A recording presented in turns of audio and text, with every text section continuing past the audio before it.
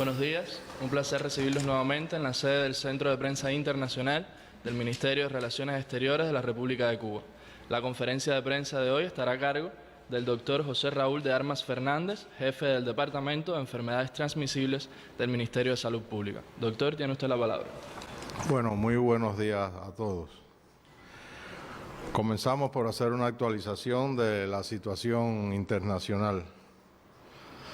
Hasta el 21 de marzo se han reportado 172 países con el diagnóstico de COVID-19, confirmándose 271.364 casos y 11.252 fallecidos, que hace llegar a la letalidad a un 4,15%.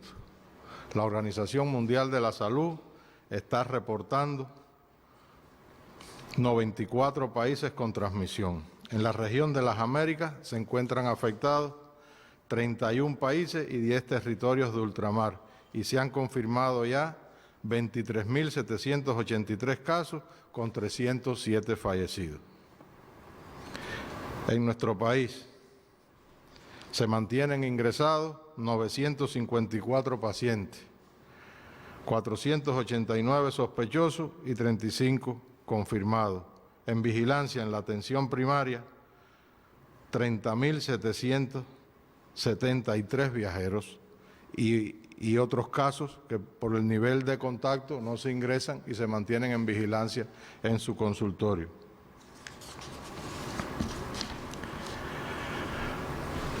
Respecto a los casos, queremos hacer una aclaración relativo al número de casos. Nosotros, como ustedes pueden saber, o como van a saber ahora, el país acumula 35 casos positivos. En el día de ayer, atendiendo a tratar de dar la información en el tiempo más dinámico y más rápido, se manejaron informaciones a una hora y a otra hora y hubo ahí una diferencia de casos. Yo le voy a explicar cada uno de estos casos que no se dieron a la prensa con el lujo de detalle que hemos venido haciendo siempre. Los casos que quedaron pendientes. Se trata de un ciudadano cubano residente en el municipio Centro Habana que arribó al país el 15 de marzo proveniente de España. Comenzó con síntomas el día 12, acudió a los servicios del Hospital Clínico Quirúrgico de 10 de octubre, donde fue remitido e ingresado. El ciudadano de la República Popular China, de 52 años, que es trabajador de la zona especial del Mariel, se detectó con síntomas, se remitió al Instituto de Medicina Tropical Pedro Curí, donde se encuentra ingresado en estado satisfactorio, con buena evolución, y el próximo caso fue un ciudadano español de 60 años de edad que arribó el 16 de marzo procedente de España. Comenzó con síntomas el 17 en el hotel que estaba hospedado por el equipo de trabajo del hotel, fue detectado, se trasladó al IPK, se aisló y se confirmó. Y por último es una ciudadana cubana que es la esposa de un ciudadano italiano que está diagnosticado como caso positivo y que se mantenía ingresada en la provincia de Las Tunas por ser contacto directo de ese caso. Le aparecieron síntomas, se estudió y se confirmó. Esos fueron los casos que no habían tenido una adecuada explicación, que fue el salto entre el 21 y el 25. Ahí nos ponemos al día. Como yo le decía, hasta el día de hoy el país acumula 35 casos. 35.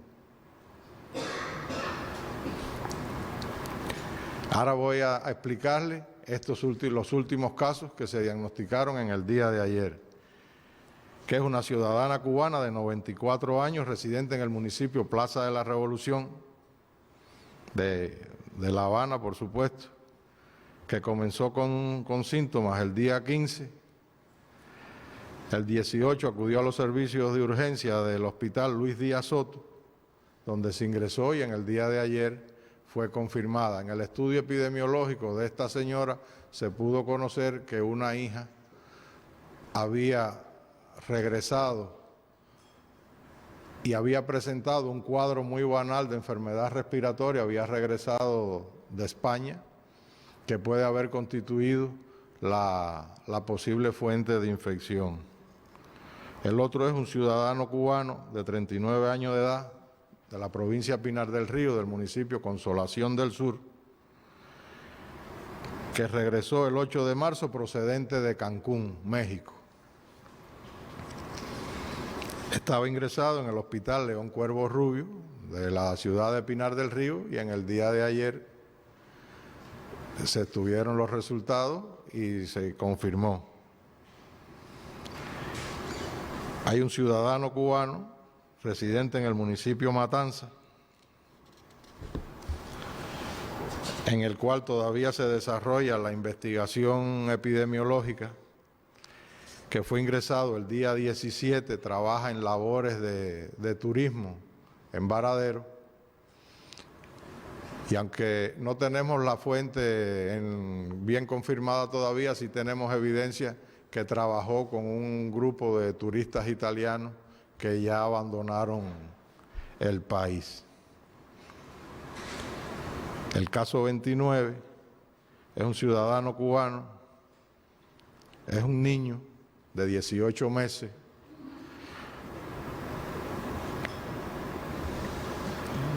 de edad, del municipio de Guisa. Este nené reside en España, viajó con su mamá y el día 20 el niño comenzó con síntomas, se trasladó al médico, la mamá presentaba también algo de sintomatología, los dos fueron ingresados y en el día de ayer se diagnosticaron los dos. El caso 30 se trata de la mamá de este nené, como le estaba explicando. El caso 31 es un ciudadano cubano de Santi Espíritu, del municipio La Sierpe, que regresó de un viaje a Miami, Estados Unidos, que había comenzado con síntomas el día 16, por lo que estaba ingresado en el hospital destinado para estos casos en el centro del país, que es en Villa Clara. Se diagnostica ayer y se mantiene con buena evolución. El caso 33 es una ciudadana canadiense. El 32 es una ciudadana cubana residente en Trinidad, que estaba ingresada en el centro de aislamiento de Santi Espíritu por ser contacto del caso del norteamericano que se evacuó hacia Estados Unidos. Él había tenido contacto con ella por su tránsito por Santi Espíritu, estaba aislada, desarrolló síntomas estando aislada y se confirmó el caso. El caso 33 es una turista canadiense que arribó procedente de México el día 9 de marzo. Estaba hospedada en un hostal aquí en el municipio Plaza de la Revolución, donde fue detectada como caso sintomático junto con otros 2 compañeros de viaje que constituyen el caso 34 y el caso 35, que serían igual canadienses que vía México. El caso 34 arribó a Cuba un día después y estaba hospedado en el mismo hostal, y el caso 35 es otro canadiense de 66 años de edad, que vía México había arribado al país el 14 de marzo. Esa es la situación respecto a los 35 casos. Si hay alguno que pueda tener alguna duda, necesita alguna aclaración respecto a los casos, estoy en la mejor disposición de... Ahora, continúo.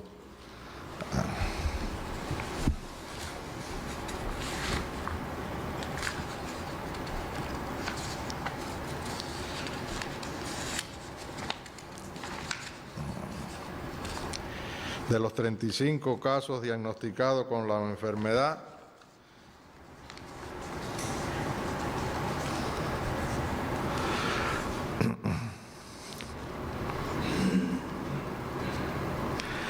en estos momentos tenemos 2 casos críticos y un caso en estado grave.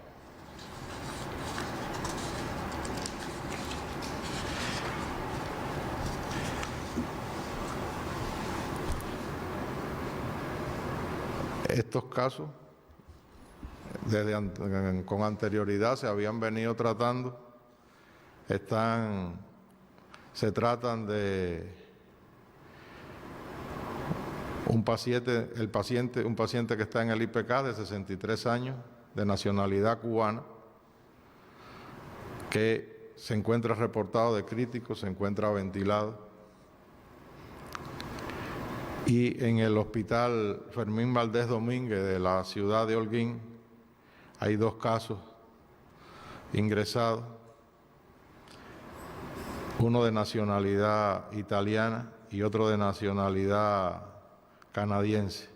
En el caso del italiano está reportado de crítico y el canadiense en estado grave.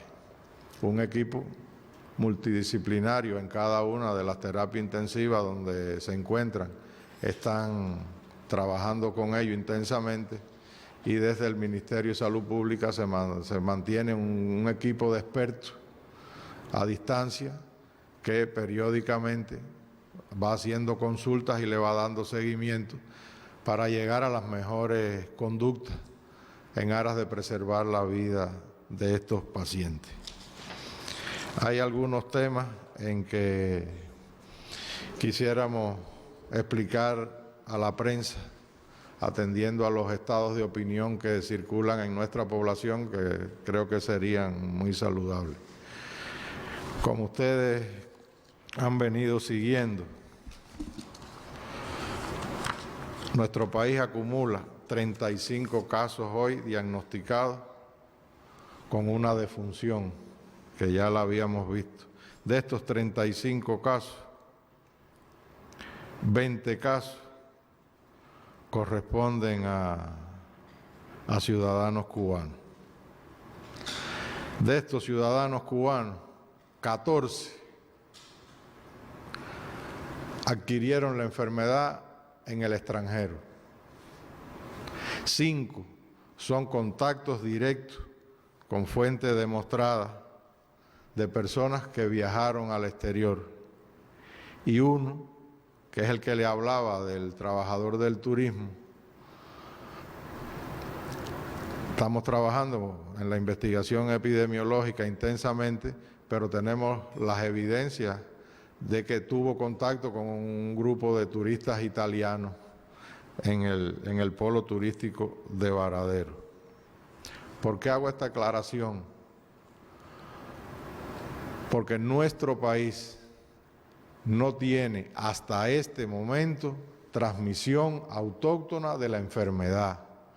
Los casos que nosotros tenemos hoy en nuestro país son casos importados y casos introducidos, que es como se denominan los casos que no salieron del país, pero que tienen la fuente de infección demostrada de una persona que introdujo la enfermedad en el país.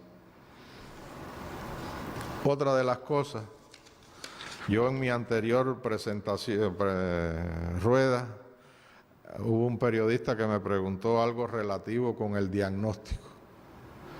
Y yo quiero hacer una aclaración. Nuestro sistema de salud cuenta con todos los recursos técnicos, humanos, para enfrentar esta epidemia. El diagnóstico en nuestro país del COVID-19 está garantizado y a todo caso sospechoso de la enfermedad se estudia para descartar esta enfermedad. Aparte de estudiar el COVID-19 desde el punto de vista microbiológico, nuestro país dispone en el Instituto de Medicina Tropical Pedro Curí para descartar 17 tipos diferentes de virus respiratorios que pueden circular en nuestro país. Y la vigilancia microbiológica de los virus respiratorios en nuestro país no surgió a raíz de la epidemia del COVID-19. Es una vigilancia de siempre que ha ido encaminada a identificar los virus respiratorios que circulan en nuestro país para tomar las mejores conductas terapéuticas para nuestros pacientes. En nuestro país, el plan para el enfrentamiento del nuevo coronavirus tiene diseñado un algoritmo diagnóstico que se fundamenta en criterios clínicos y en criterios epidemiológicos. ¿Cuáles son los criterios clínicos? Presentar síntomas de una enfermedad respiratoria. ¿Y cuáles son los criterios epidemiológicos? Provenir de un área en transmisión o tener contacto con una persona diagnosticada. Esos son los criterios de inclusión en los casos sospechosos. Hay otro número de casos que no cumplen con estos criterios, pero que por su importancia epidemiológica y nivel de transmisión de casos que clínicamente son altamente sospechosos, también se ingresan. Aquí está el ejemplo de estos últimos casos que hemos diagnosticado. Teníamos casos que habían sido contactos de otros y ya desarrollaron la enfermedad estando aislados. ¿Qué importancia tiene esta? Que esa persona no me diseminó la enfermedad dentro de la comunidad. Una vez que las personas son considerados casos sospechosos, van a un centro de aislamiento. Van a un centro de aislamiento. Y en este centro de aislamiento existen todas las condiciones para estar aislados, para recibir el tratamiento que necesiten, que requieran para el momento de su enfermedad y los medios para la toma de muestra y traslado hacia los laboratorios regionales o el Laboratorio Nacional de Referencia para realizar el diagnóstico. Quiero aclarar esto para que todo el mundo gane en claridad. En nuestro país, toda la persona que necesite de un diagnóstico lo tiene a su mano y lo tiene de forma gratuita, como todo lo que ofrece nuestro Sistema Nacional de Salud.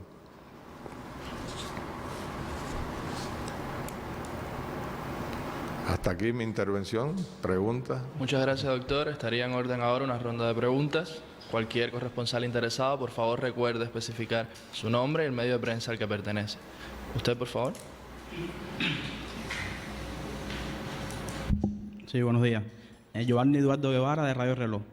¿Cuántas personas están en vigilancia en la atención primaria de salud y cómo funciona esa vigilancia? ¿Las personas que están en esta condición pueden salir de sus casas? ¿Cuáles son las indicaciones que tienen estas personas? Y vemos todo el esfuerzo que está haciendo nuestro gobierno para proteger la salud del pueblo. ¿Cuál es el mensaje de usted a la población cubana en este momento, en esta etapa que estamos de enfrentamiento a la COVID-19?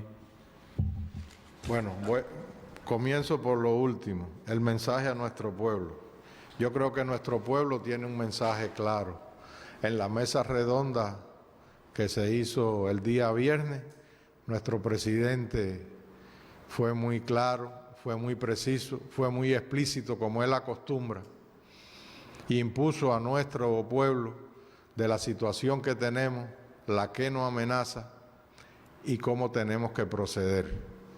También nuestro ministro y los otros miembros del panel, como el primer ministro y el viceprimer ministro, el doctor Roberto Morales Ojeda, explicaron de la situación. El mensaje para nuestro pueblo hoy tiene que ser, en primer lugar, un mensaje de alerta, pero de tranquilidad. Un mensaje dirigido a que se cumplan las medidas que se vienen dictando por los organismos implicados en este enfrentamiento. Es fundamental que nuestro pueblo comprenda que las medidas de distanciamiento social en este momento son muy importantes. Si nosotros logramos disminuir el flujo de personas a lo mínimo indispensable, si nuestros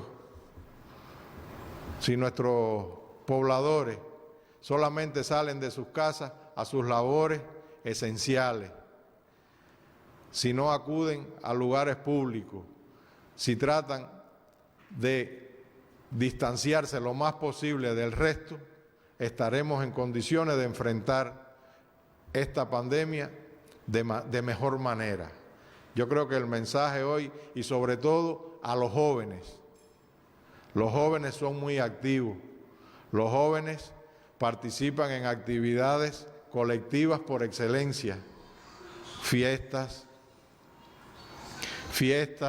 y otras actividades.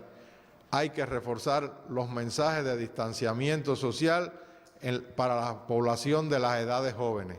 Yo creo que en este momento esa es una línea a trabajar principalmente. Otra es que ante la presencia del síntoma más mínimo de respiratorio, acudir a su médico, buscar ayuda. Esta no es una enfermedad que en sus inicios da casos graves, empieza muy larvada, con síntomas casi imperceptibles, una tos que no llama la atención, un malestar, una fiebre que no alarma. Ante esto, acudir rápidamente para ser atendido y para no diseminar la enfermedad tanto a su familia como a sus vecinos y otros miembros de la sociedad. Considero que en estas dos vertientes están los mensajes fundamentales que debemos darle hoy a nuestra población.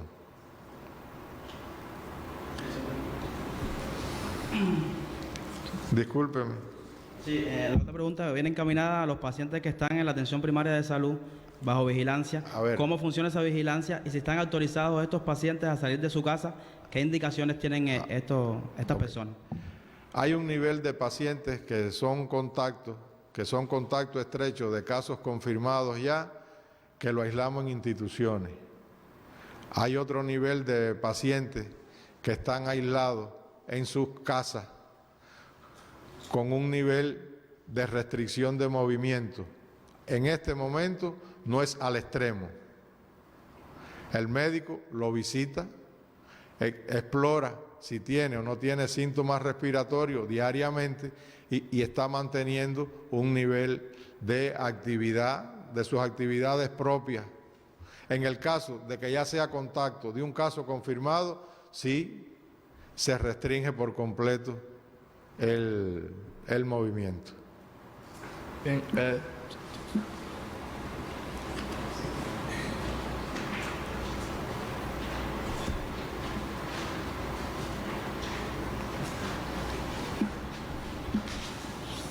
Bien, buenos días. Agencia Vietnamita, yo soy de Agencia Vietnamita de Noticias. Quisiera saber, bueno, en muchos países el Plan Nacional para enfrentar el COVID-19 se divide en diferentes fases. Por ejemplo, en mi país, en Vietnam, se divide en 5 fases. Quisiera saber si es posible, en Plan Nacional de Cuba, ¿se divide o no en la fase? Y en caso de sí, ¿en qué fase estamos? Muchas gracias. Bueno, nuestro plan de enfrentamiento se divide en 3 fases. Una primera fase, que es donde nos encontramos, que es una fase donde se presentan casos importados y casos introducidos a este nivel de transmisión nada más. No pasamos de tener casos que se enfermaron en el extranjero o casos que se enfermaron a partir de esos que vinieron del extranjero. Esa es la primera fase y es donde nos encontramos. Hay una segunda fase que es cuando se comiencen a producir ya transmisiones locales sin poder demostrar que la fuente de infección de esos casos tiene un vínculo con un caso en el exterior o con un caso que vino del exterior. Esa sería nuestra segunda fase y la tercera fase es una fase epidémica, ya donde los casos salen, ¿cómo decirle?, sin relación geográfica y en una magnitud superior, por ejemplo, y en alta magnitud. Pero ya los casos ahí no guardan relación unos con otros, no se pueden asociar a cadenas de transmisión y hay transmisión abierta sin control en varias partes del país.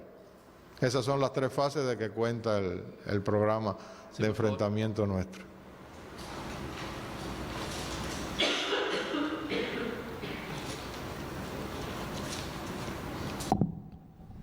Mi nombre es Xiomara Pupo de Radio Progreso. Hay tres preguntas que en la medida de las posibilidades, doctor, me gustaría que usted me las aclarara. Las posibles causas de ese incremento tan brusco de casos diagnosticados como positivos, la situación de las medidas, cómo se están cumpliendo, porque pongo como ejemplo los bancos. Los trabajadores, he visitado algunos bancos preocupada por ello y veo que no se están cumpliendo las medidas, las manos, el hipoclorito y demás. Y la tercera inquietud es que usted decía que la presencia de los jóvenes en actividades que son muy dados a este tipo de actividad. Limitar la presencia de ellos, pregunto, esa es la inquietud. Es decir, tres cosas fundamentales. Las posibles causas del incremento brusco, a mi modo de ver, de 21 a 35, la limitación de asistencia de los jóvenes en actividades públicas, porque usted plantea que no se debe limitar y después insiste, me gustaría que me definiera eso un poquito. A ver, primero, debo aclarar algo.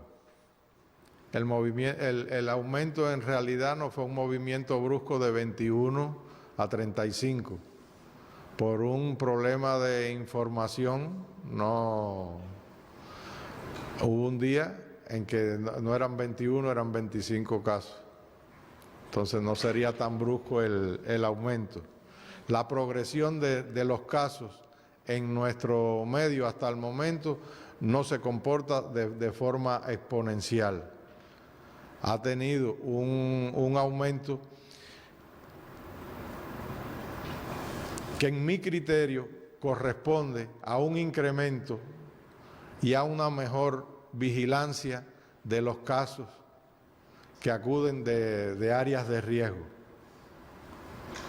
Creo que ahí es donde está basado que estamos encontrando más casos y está basado también en que estamos estudiando a todo el mundo, no estamos dejando de estudiar a nadie. Hay muchos países del mundo que no tienen casos, pero es porque no le hacen la prueba a todas las personas. Y entonces eso trae como consecuencia que no tengan casos confirmados. En el caso de nosotros, llegamos a 35 casos y seguimos trabajando. Creo que en este momento lo importante es la detección. En la medida que usted detecta, aísla, limita la propagación. La segunda pregunta me decía de los jóvenes.